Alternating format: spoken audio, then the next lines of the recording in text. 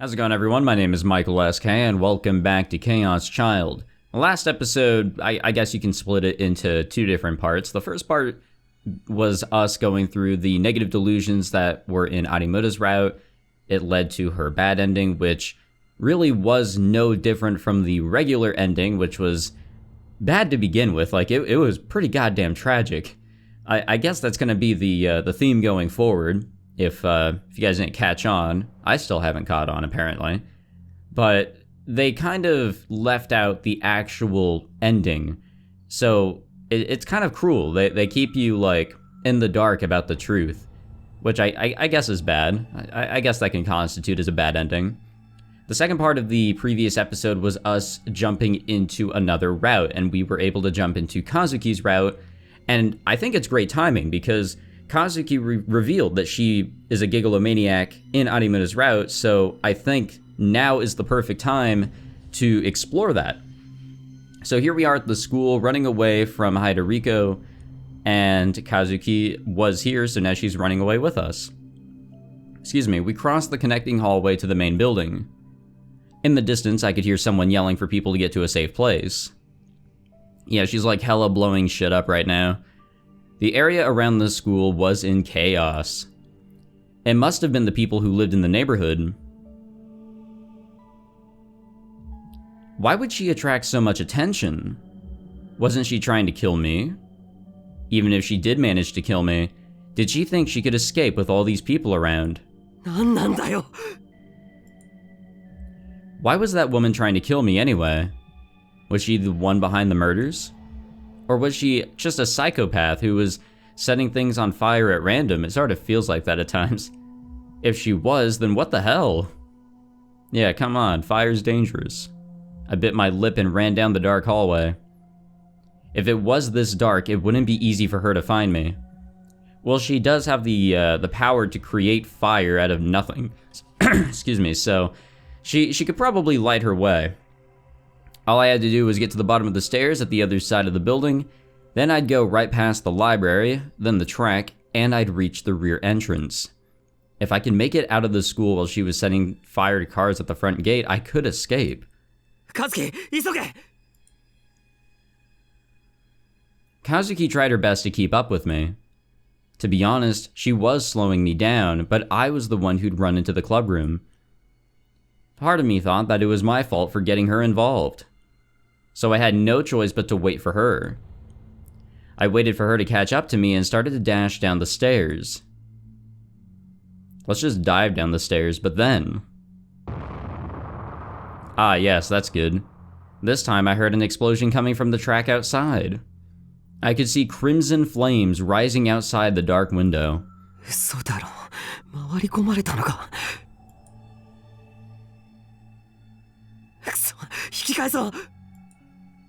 We stopped at the second floor and started to run back to the main gate. First, she'd burned the cars outside the gate, then she headed for the rear. It was unlikely she headed back to the front gate that quickly.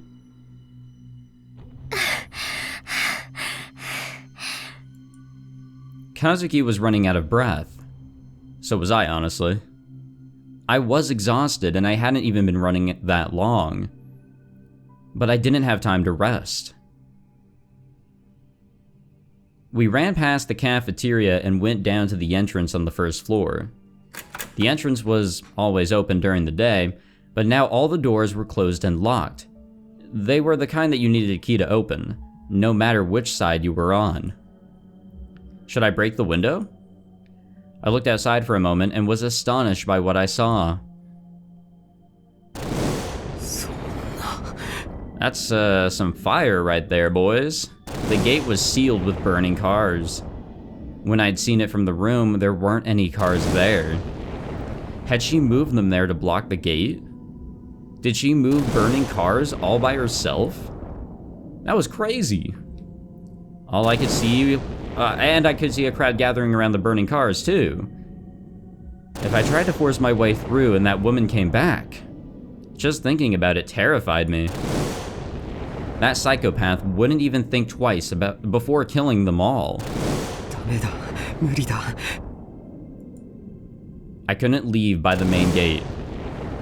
It would be too dangerous to try and avoid her flames as I made my way through the crowd. だったらどこへ逃げればいいんだよ。 Kazuki flinched when I yelled. 悪い。別に和樹に怒鳴ったわけじゃなくて。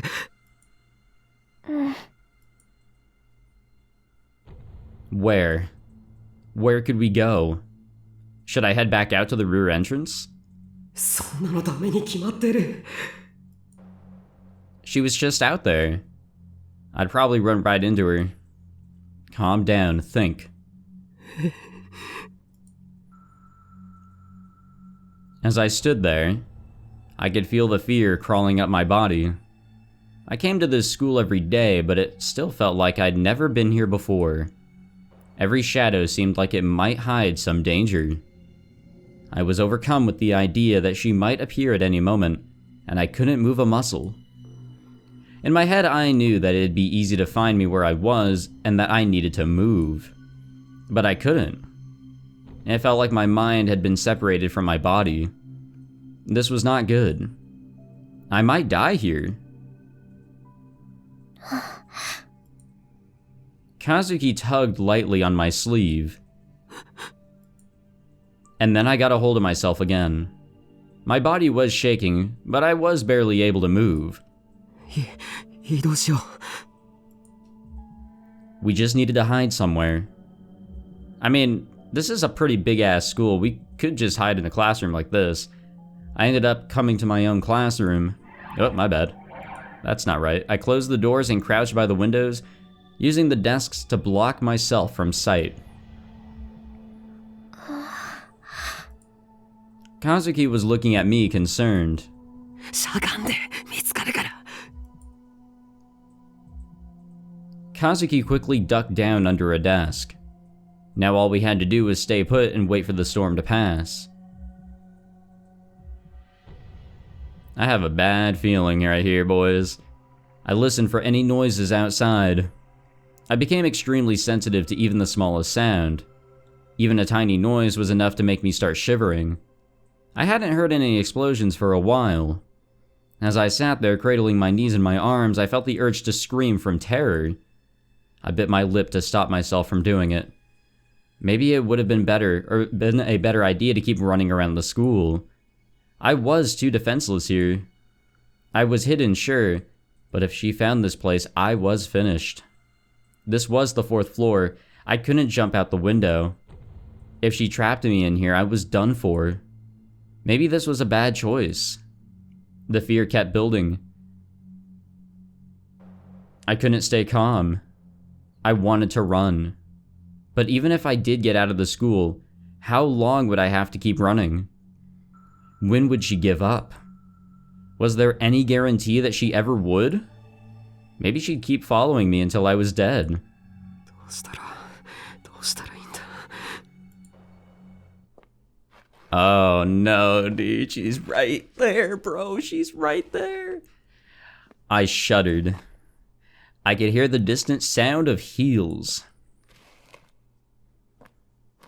I could hear the faint sound of someone dragging their leg. Bro, how does she even know where we're at? I thought back to when Arimura and I had been attacked less than an hour ago. Was she dragging her leg? I couldn't remember. Oh, but we know. We know. But I felt sure of it somehow. Those footsteps belonged to her. Nope, shut up. Kazuki gulped. That meant I wasn't imagining the footsteps. And they were closer than I thought. She was on this floor. She was walking down the hallway. She was getting closer. Why'd we hide in our classroom? Like, out of all the freaking rooms in this building, why ours? I clutched myself tighter. But I couldn't stop shaking. Did she know I was here? Or was it a coincidence? Should I stay here? Should I move? But if I ran out now, she'd find me for sure. But there was no guarantee she'd just walk by my classroom. Either way, I was screwed. I was doomed. I was gonna be burnt to death. I panicked and moved over to Kazuki. パイロキネシスを使う女が襲ってくる。僕を狙ってるんだよ。Kazuki's eyes went wide as she finally understood the situation. I skipped the explanation about what pyrokinetic powers were because I figured she might know from her games. このままじゃ二人とも殺される。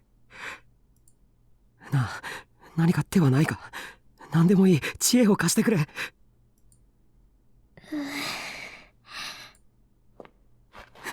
Is this gonna be the reveal of her powers? But like a proper reveal? She was close. She was almost on top of us.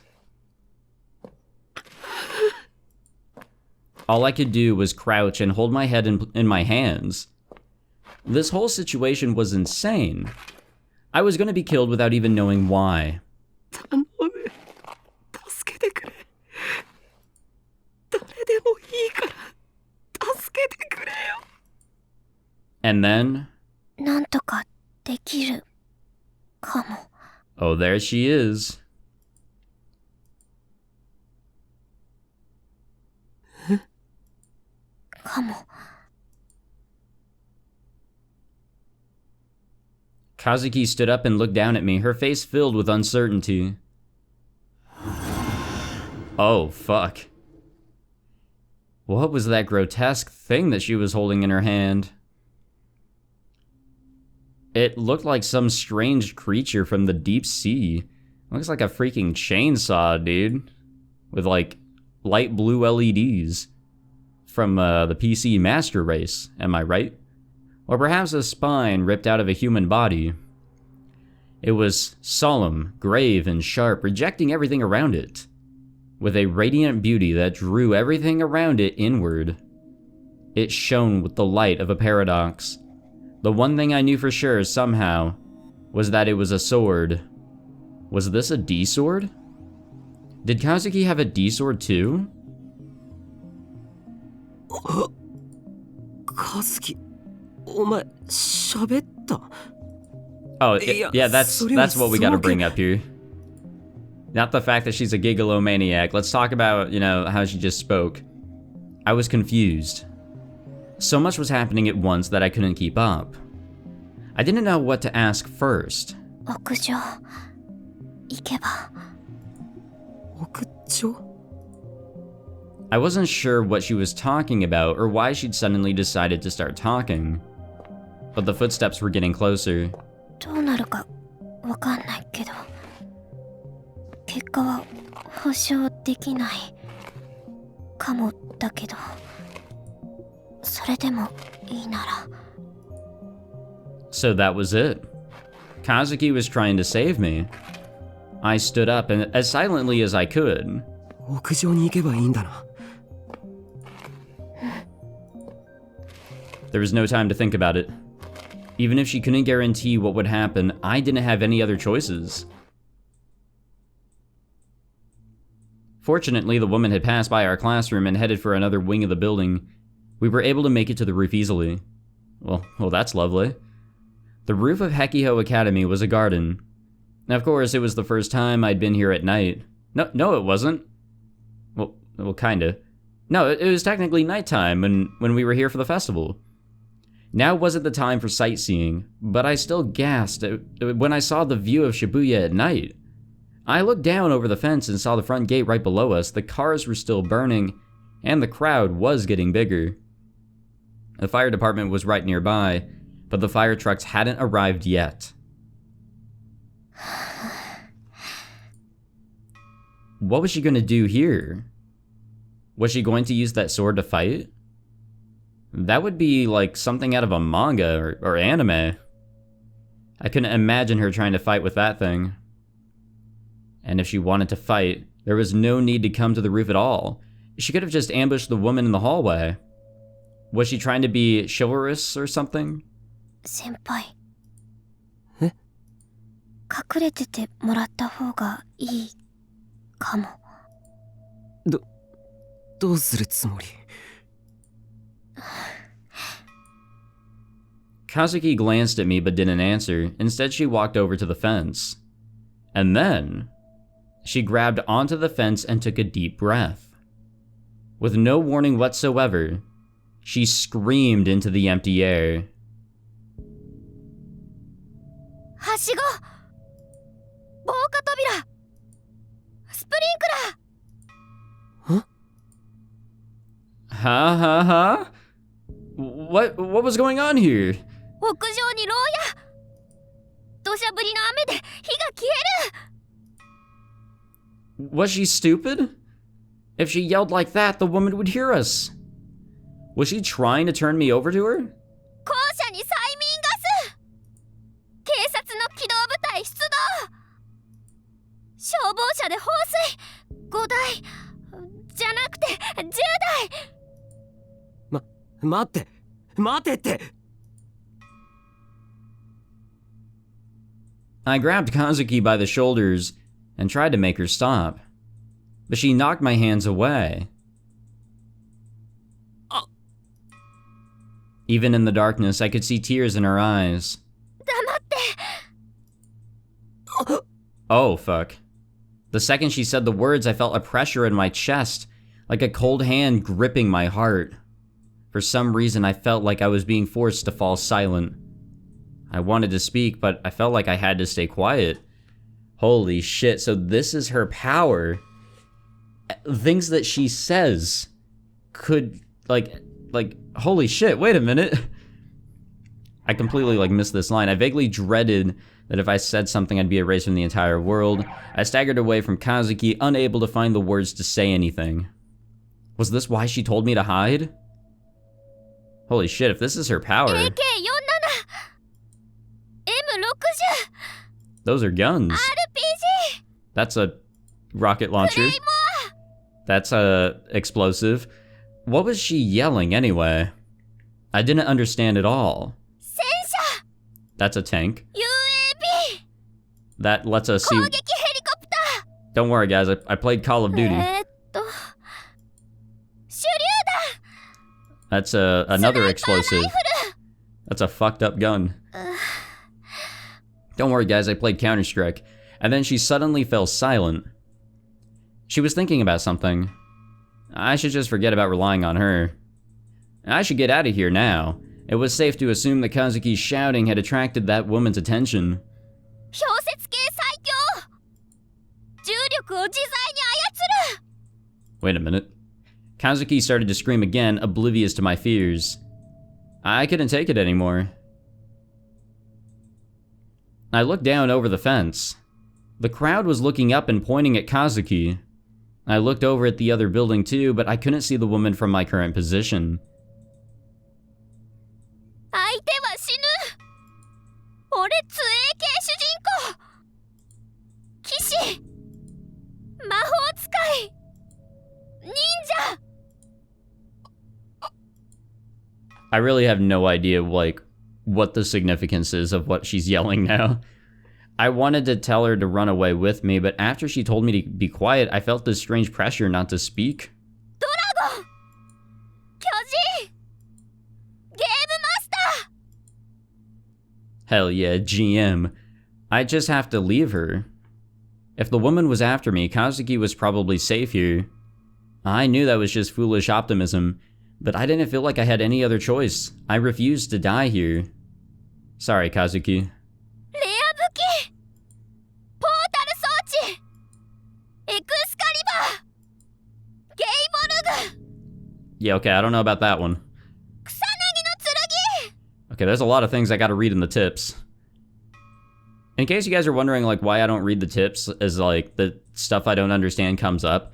So I feel like that kind of breaks, the flow of everything here. Even so, I am rambling, which also does kill the flow. I don't have an argument there. I turned my back on Kazuki and headed for the door. But... Oh, nice. The door to the stairs exploded into flames right in front of me. Hot winds scorched my skin. It was too hot for me to even keep my eyes open. The unpleasant smell of smoke stung my nose. It's Roy Mustang. I heard a sound.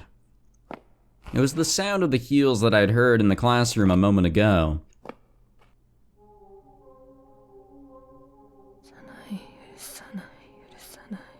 Uh-oh. The woman was standing in the fire, her long hair flapping in the wind.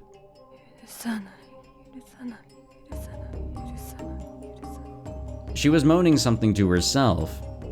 I'd run right into her.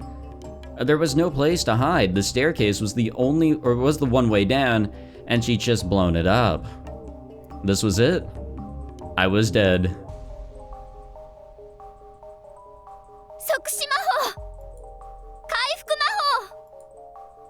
Kazuki started screaming again. She was just screaming meaningless words down into the crowd below, with her back turned to us. Now was not the time for this. Wait a minute. I guess she's just screaming words in the background. I couldn't move at all. And for some reason, the woman wasn't moving either. She was just standing there mumbling to herself.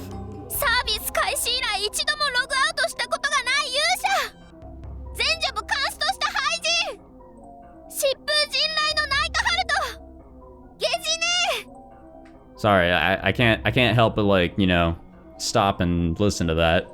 I searched my field of vision for the D-sword. I had seen it the last time we were attacked. If I could find it, I might be able to fight. But I didn't see any sign of it. I kept chanting move, move, move to myself. A countdown, what the fuck? But nothing started to float up or move on its own. Even if I did have some kind of power, if I couldn't use it now, it was worthless.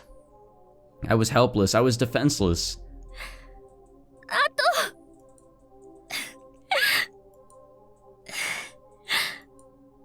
It was far too late for it to matter.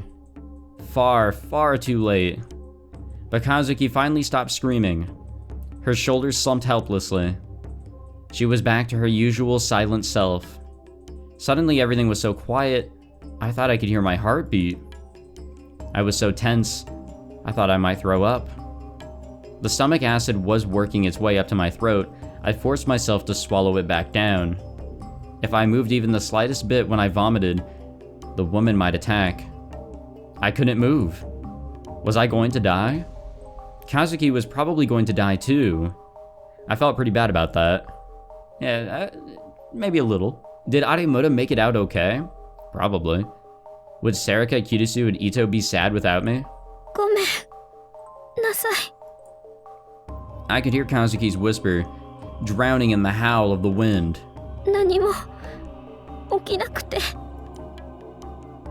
And then the pyrokinetic woman took one staggering step toward me. Flames appeared in her hand. It was over. I bit my lip and clenched my fist, trying to ready myself for the pain that was to come. Of course, nothing would be enough to prepare me for it, but I felt like if I didn't do that, I'd collapse to the ground from fear. But then, I heard an eerie, high-pitched noise from the moonlit sky. It was a maddening, painful noise, like the earth itself was screaming with agony. It was the kind of noise that made people look to the sky in fear. The woman froze. I looked back down from the sky and blinked in confusion at what I saw. No, it wasn't just confusion. The thing had appeared between me and the woman with no warning at all. What the fuck? What the hell was this? It looked something like a globe? It was making a strange, slightly unpleasant sound like metal scraping against metal. It looked like a piece of modern art, but the rings on the outer edge were rotating, and the perfectly hexagonal cube in the center was glowing softly. It wasn't here a moment ago. It wasn't a part of the roof's decorations. It was impossible to believe it was real, because it looked like it was floating. I seriously wondered if I was seeing things. But I wasn't the only one who saw it. Portal Sochi. Kamo. Kazuki's words were a whisper. A portal device? What the hell? If she knew what it was, did that mean it was hers? But even she seemed to be shocked by its presence. The woman panted as if she was hyperventilating, and then clicked her heels against the ground. The flames flickered in her hands. The fire exploded outward toward the strange object. The object was wreathed in a column of flame. But it didn't burn or melt from the heat or explode. It simply floated there. Maybe it really was an illusion, I thought. The woman looked frustrated. She raised her voice in a wordless scream, then tried to punch it with her other hand, and I could see the pallor of her face change in the light of the flames. She was frozen in shock. It wasn't just her expression, her whole body seemed as still as if she had been encased in ice. The roaring flames began to disappear. I could see what looked like scan lines appear all over her body. I rubbed my eyes thinking I was hallucinating again.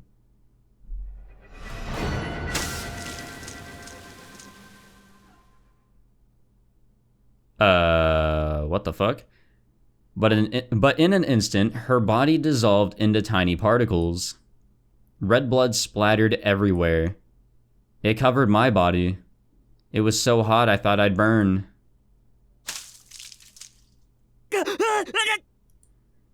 What the hell? What just happened? There was no trace of her body. There was nothing left of her except a spray of blood on my body and the ground. What Kazuki had called a portal device was still there, making its strange noises.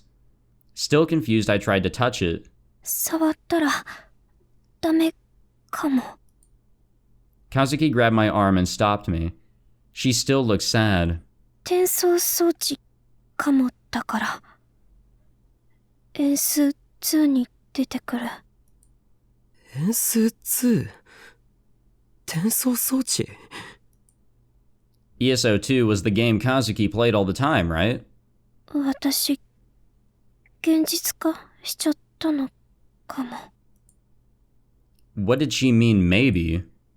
And wait, what did she mean by made it real? あの女の人が消える時のエフェクト、同じだったかも。円数2でポータル装置使った時と。エフェクトだって。 What did she mean by graphical effect? No, I knew what she meant. That wasn't the issue. I didn't understand what she was saying. It was like listening to words from another dimension. ここはゲームの中じゃないんだぞ。普通人は消えないし、人の体にエフェクトなんて出ないんだぞ。うん。ここは現実。円数2の中と違って、ポータル装置がある世界じゃない。だったら。Kazuki was a little hesitant, and there were tears in her eyes as she spoke. あの女の人、どこ行っちゃった？ I am so sorry if you guys can hear a puppy in the background here.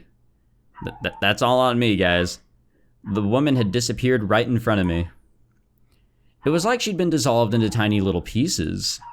Whose blood was on my clothes and on the ground? 私、取り返しのつかないことしたかも。 Her words were vague, but she covered her face with her hands and fell to the ground crying. Next to her, I vomited from the smell of blood. That woman was dead. I didn't know why exactly, but I felt sure of it. I felt no relief at having survived.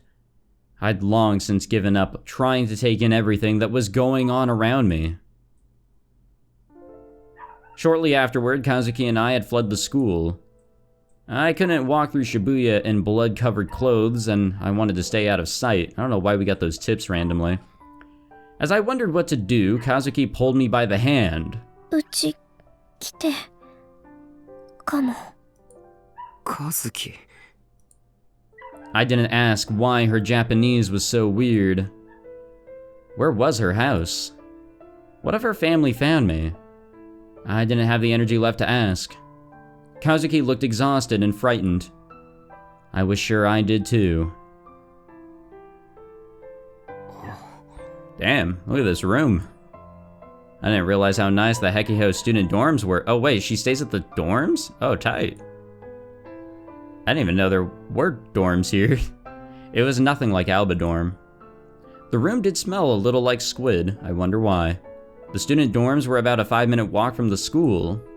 Kazuki said she lived here alone. The dorm rooms were like suites at an extended stay hotel. All rooms were private, and there was no dorm mother to make meals or do anything else. 人目を避けるには最適か。I didn't have the energy to go back to the RV. And I didn't want to see anyone right now. Instead of changing or sitting on the bed, Kazuki went to the corner of the room and crouched down. I sat on the floor a distance away from her. I brought my knees up and buried my head in them. Suddenly I was starting to shiver. When I closed my eyes, I could see the flames and the look on the woman's face in the last second of her life. How wonderful would it be if all of that, from the pyrokinetic woman to the attack, even Kazuki talking, was just a dream? I clutched myself tighter, trying to stop myself from shaking.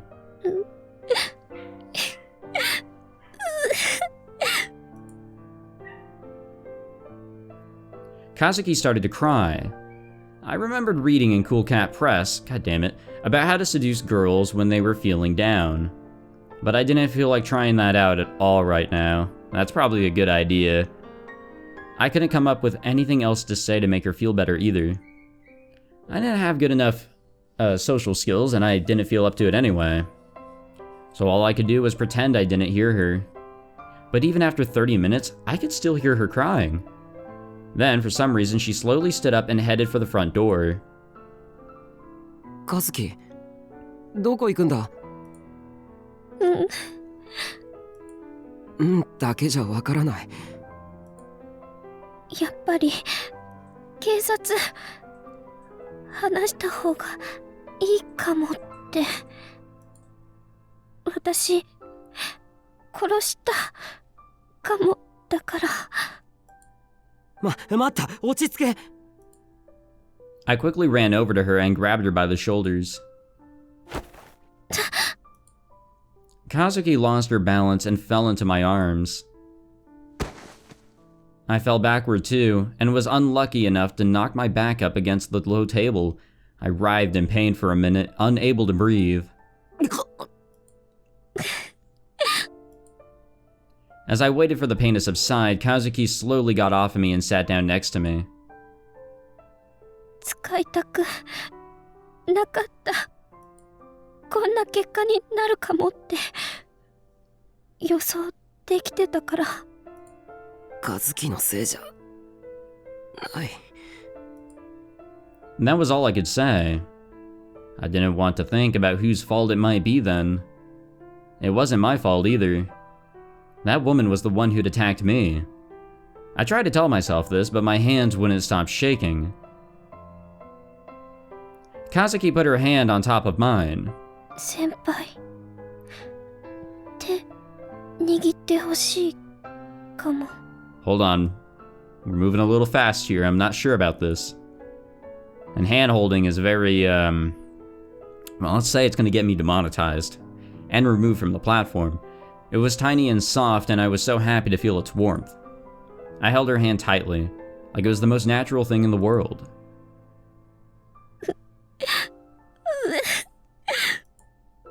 Kazuki lowered her head and started to cry again. Both she and I were in a state of agitation right now. We needed to take some time to calm down. That felt like the best thing to do. We stayed like that for a while, holding each other's hands, and then we both fell asleep. I didn't dream. Tight. When I woke up, it was bright outside. I felt a warmth in my hand. Kazuki was still holding my hand just like she'd been when I fell asleep. カズキ、起きるんだ。She must not have been fully awake yet because she didn't let go. 起きろって。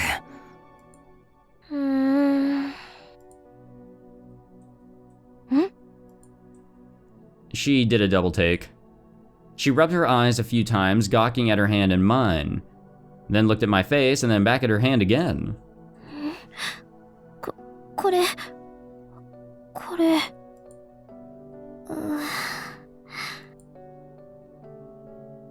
Her face was bright red and she was looking downward, but then she didn't let go.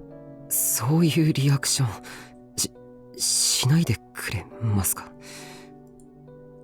I'm not used to this stuff either, you know. There was nothing in Cool Cat Press about how to deal with this situation. Crap, I was starting to sweat. If Kazuki noticed, she might think I was creepy. とりあえず手を離してくれよ。でないとトイレにも行けない。トイレ。Finally, my hand was free. My body ached all over because I had slept in such a weird position, and my skin still stung a little. I remembered this sensation from when I'd gone swimming as a little kid and gotten sunburned.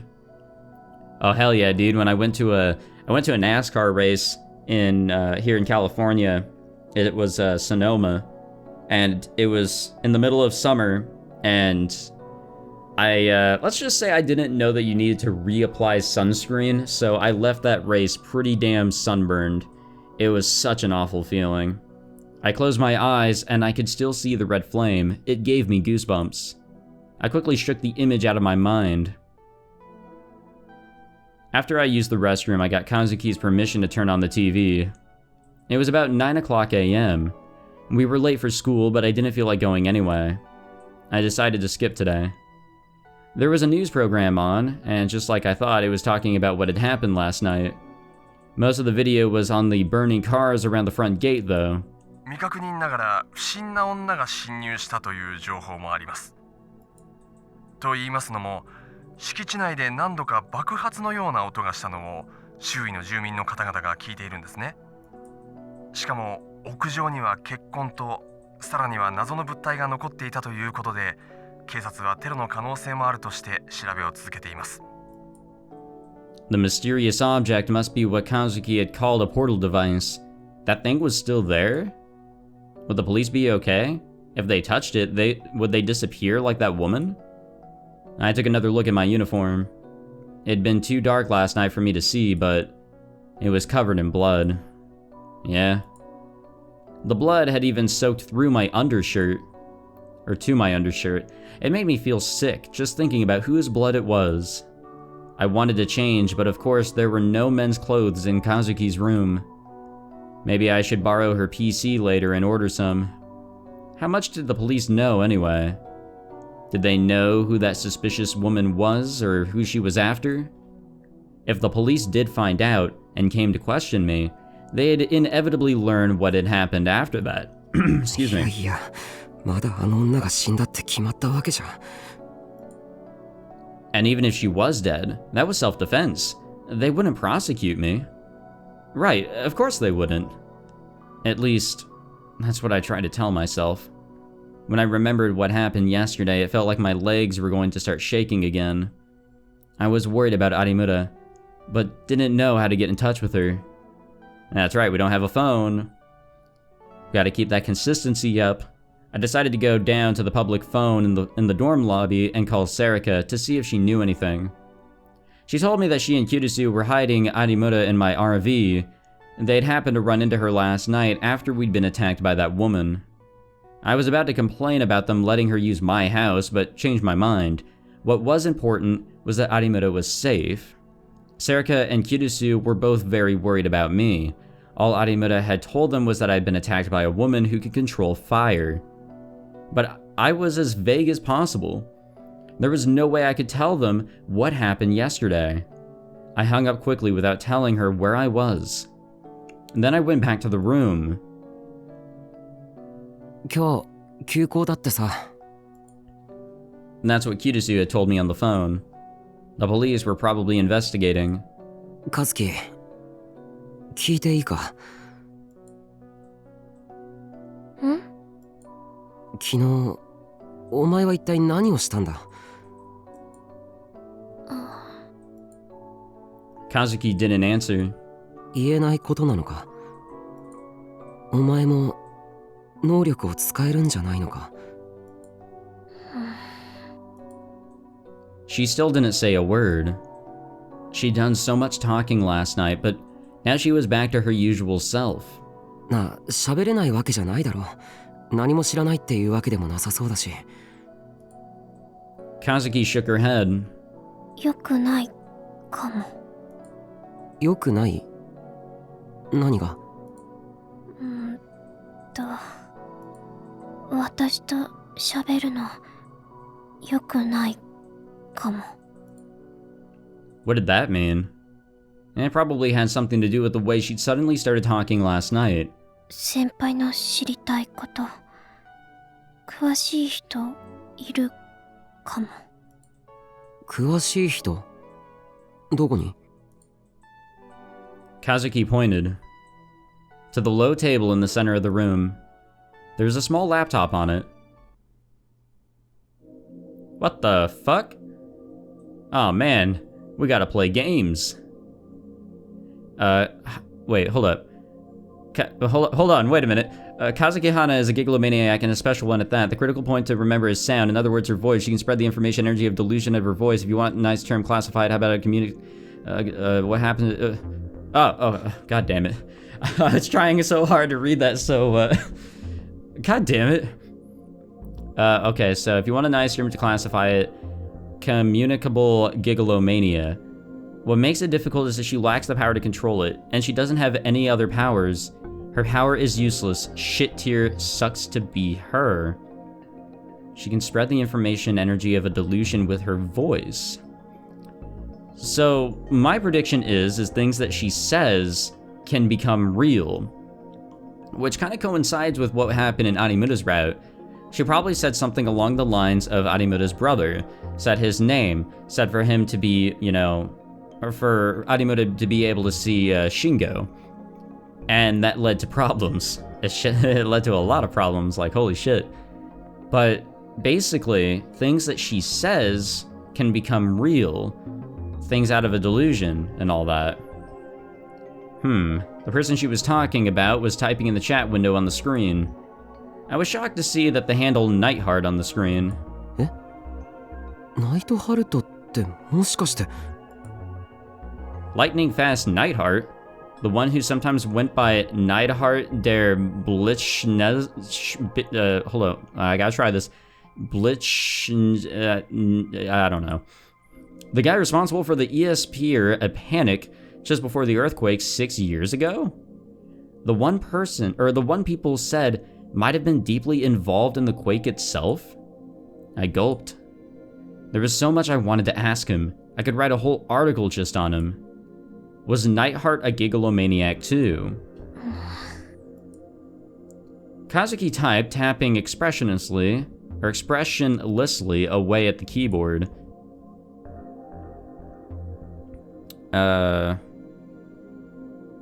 Why the hell would I be jealous? You were a god in ESO, but you're a trash noob in ESO 2, right? Your level is lower than mine. That's because I moved to ESO 2 after the beta test. And a noob like you probably doesn't know this, but all the top ESO 1 players hated ESO 2. I mean, seriously, no character transfers? Of course we held a big protest. I put it together. I was surprised by how many top-ranked players showed up. 2 of the leaders from the top guild on the server. The guy who was famous for never logging out even once since the game started. The super popular chick with over 200 people on her friend list. The one who quit his job to cap every class. It was them, and a hell of a lot of others. Over 30 of the best players were there. Even the lunatic who took out the Empire Dragon King solo. The Emperor, the 4 Kings, the 10 Heroes, and the 3 Gods. And a whole bunch of others promised us they'd helped. We were all ready to protest on the server for days, not one of us had anything going on in the real world. I moved to ESO2 only after that war. Learn your history before you open your mouth, fool. So basically, I've been playing for longer than you, which makes me the boss. Go buy me a yakisoba sandwich. Wow, you summed all that up in a single line, and oh, okay. Well, I guess I don't get to see any more of that. Katsuo Hana was her nickname. Oh, here we go. Oh, never mind. I saw something about doxing. She showed me that she had them registered as shortcuts on the keyboard, but that wasn't important right now. Supposedly, Kazuki and Nightheart knew each other online from being in the same ESO2 guild. じゃあ、能力のことを相談していたのか? Kazuki nodded. Lightning Fast Nightheart, the legend himself. So the rumors were true after all. I was so excited I was getting goosebumps all over my body. A lot of people said he was a fake after the ESPR incident, but they were wrong. 私、地震の1年後くらいにはもう気づいてた。自分に特殊な力あるかもって。だからっていいことなんて何もなかったけど。A year after the earthquake? That was years ago. So she knew about it this whole time? I wanted to ask why she didn't help me when I was trying to learn to use my telekinesis, but I stopped myself. It probably had something to do with the reason why she never talked. She had the power to put the information energy from her delusions into her voice. Nightheart had given it the long, if you asked me, nonsensical name of communicable gigalomaniacs, excuse me. カズキの力はナイトハルトの説明で大体合っているのか? Kazuki nodded. 最初は周囲でおかしなことよく起きるかもって思ったくらいだった。例えば友達の持ってたペンが可愛くて欲しいなって言ってたら、次の日なぜかそのペン私のものになってたり。 What the fuck? 家で飼ってた白黒のブチ猫、すごくブサイクで好きだったけど、毛色はチャトラの方がいいなって独り言を言ったら、本当にチャトラになっちゃってたり、そういうことがいろいろ小学生の頃あった。だいたい5年前くらい。喋ったことが現実になった。 Damn. That's one wicked power. Okay, we're gonna wrap up this episode. I don't know what my puppies have been barking about. As you can probably tell, we have puppies, and sometimes they make themselves quite known in the background, especially when I record during the days. But we'll wrap it up there since I need to get my quote-unquote workout in, not really at the gym. Good old California doesn't have any gyms open due to good old COVID, so I've been trying to work out as much as I can here at home along with my running, so I have to allot time to that. Then I have work in the morning. Boy oh boy do I have things to do. But I just wanted to record more of this. I wanted to find out if we were going to see what Kazuki's power was, and it looks like we're getting our first glimpse of it, which is pretty tight. I had no idea that she was a gigalomaniac in the first place. I had an idea or a prediction that she may have been one, but never really thought that she would actually be one. And this is such an interesting power that relates to why she refuses to talk. There's a risk of her talking, even writing actual statements. Even in her game, she has to use emotes because there's that much of a risk, or at least that's what it seems like. I'm very interested to see, you know, how her power came to be, what her wish was, if you will, and everything else. I think this is going to be a really fun route. And that will, of course, end in tragedy. What sort of tragedy? Who the hell knows? You can never tell with this. But anyway, sorry for the short episode, this time on purpose, but I definitely have things to do, and the puppies don't want to shut up. Even so, I think they literally just did. Oh well. Thank you guys for watching this episode. I hope you enjoyed. If you did, please leave a like, subscribe if you want, and I will see you guys in the next one. Take it easy.